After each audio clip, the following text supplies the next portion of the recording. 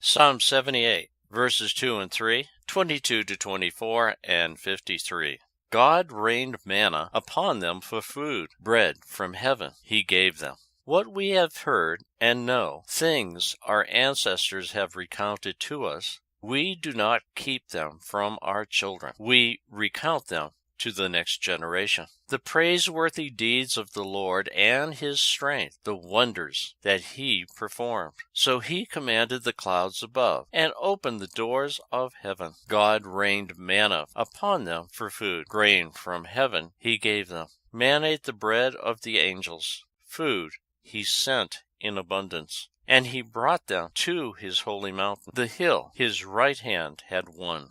At the time this psalm was distributed, most of the worshippers would have been illiterate, but illiterates often have excellent memories. The psalmist says he will speak in parables, which are usually short fictional stories to illustrate a moral attitude or a religious principle. Such stories are remembered by both the literate and illiterate and can easily be repeated. When repeated, others are exposed to the moral attitude or a religious principle. Religious education is the responsibility of the older generation to pass on things heard, known, and told to them by their ancestors.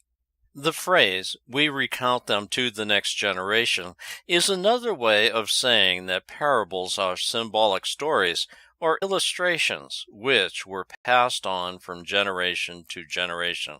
The older generation needs to plant and develop the seeds of religious thought in the younger generation so that the seeds may develop into religious maturity.